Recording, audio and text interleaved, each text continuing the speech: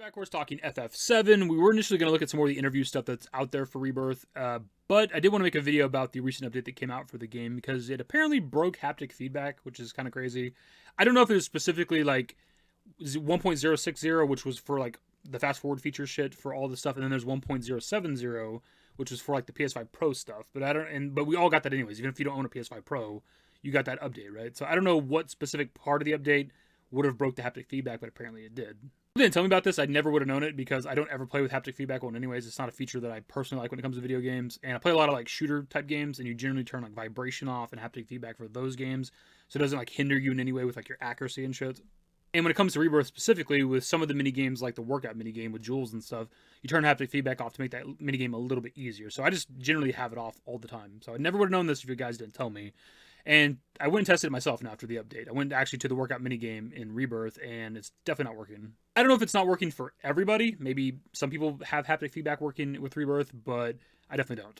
It does suck, obviously. Shit happens, right? A lot of times when you update a game, it breaks something else that just...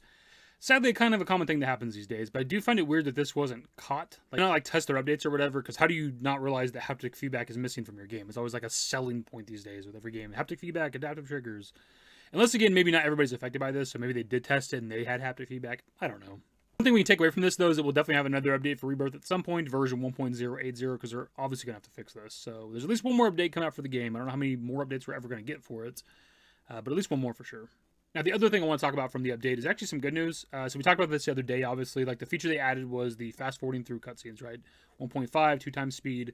And I thought it was kind of ridiculous because a lot of the cutscenes you can just hit start and skip, and if you were wanting to skip through the scenes, you don't give a shit about them, why would you just skip them entirely, right? But it turns out you can actually fast forward through the cutscenes in the middle of battle. Really quickly, I suppose I should mention how you do the fast forward feature. It was already on 1.5 by default for me when I went into my settings on Rebirth, and during any sort of cutscene, whether that's your character's talking, an actual cutscene in the game, or the phases in a boss fight, you just simply hold R2. Also, I didn't think to record it, but I did test it really quick on the PS5. You can actually also fast forward through the high-quality cinematics, because I actually had to save at the end of the Sleeping Forest right before you go into the Forgotten Capital. There's obviously a high-quality cinematic that plays there. You can hold down R2 and also fast forward through that.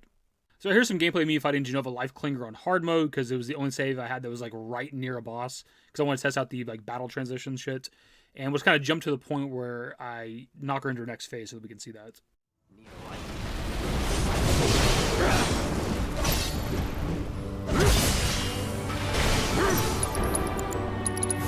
No escape.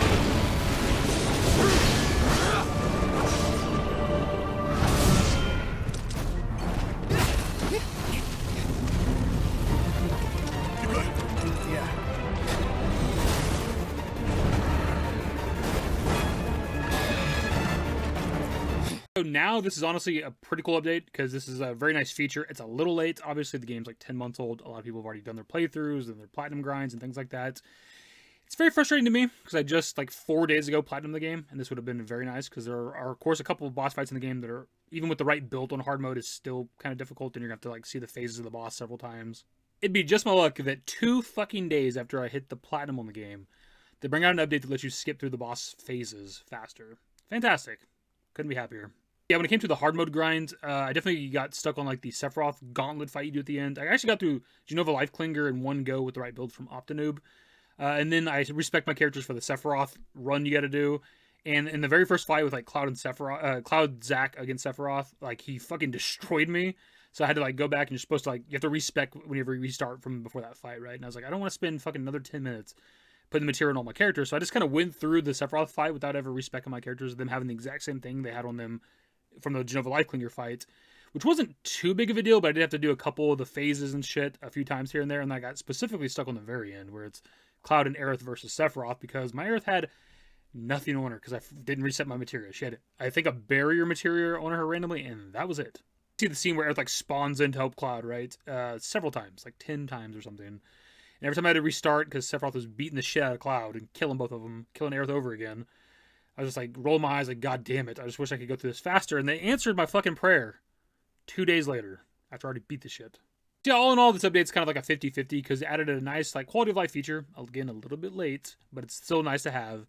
But then at the same time, it also broke something for the game. And you guys can let me know if you guys are playing the game right now currently, or if you just want to pull it up on your console and test it. Is haptic feedback broken for you too? Anyways, that's pretty much the video. We'll be here whenever version 1.080 drops, because that's definitely going to fucking happen at some point. Anyways, that's the video. Subscribe to the channel, guys. News in the description below. Follow me on Twitter, @YT. That's it. Bye. Somebody told me my videos were a little bit too dark, so let me know how you guys feel about this. Is that good? Does that fix the problem?